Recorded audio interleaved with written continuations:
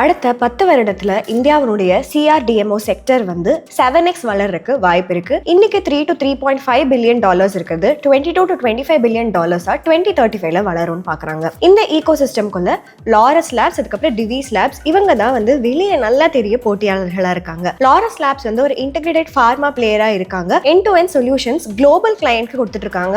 எஸ்பெஷலா CDMO, API, அதுக்கப்புறம் formulations, அப்புறம் பயோடெக்ல. டிவிஸ் லேப் வந்து ஒரு குளோபல் ஸ்பெஷலிஸ்டா இருக்காங்க. காம்ப்ளெக்ஸ் ஏபிஐ, அதுக்கப்புறம் கஸ்டம் சிந்தசிஸ் கொடுக்கறதுல. Q2 FY26ல லாரஸோட சேல்ஸ் 35% இயர் ஆன் இயர் வளர்ந்திருக்கு. 1653 crores. மெயினா வந்து ஸ்ட்ராங்கா வளர்ச்சி ஏபிஐ, அதுக்கப்புறம் சிடிஎம்ஓ செக்மெண்ட்ஸ்ல இருந்திருக்கு. அதே சமயத்துல டிவிஸோட சேல்ஸ் வந்து 16% இயர் ஆன் இயர் வளர்ந்திருக்கு. 2715 crores.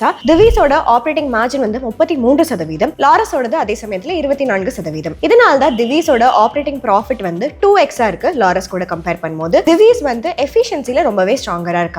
நம்ம இந்த ரெண்டு நிறுவனத்தோட ரிஸ்க் பார்த்தோம்னா வேல்யூவேஷன் வைஸ் ரெண்டுமே பிரீமியம்ல ட்ரேட் ஆயிட்டு இருக்கு. லாரஸ் வந்து 80x, டிவிஸ் வந்து 69x.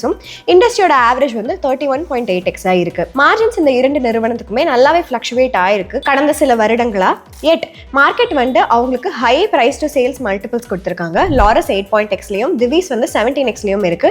இண்டஸ்ட்ரியோட ஆவரேஜ் வந்து இந்த இடத்துல 3.14x தான். எந்த ஸ்டாக்குக்கு வந்து வளர்றதுக்கு பொட்டன்ஷியல் இருக்குன்னு நீங்க நினைக்கிறீங்கன்னு கமெண்ட் செக்ஷன்ல சொல்லிருங்க.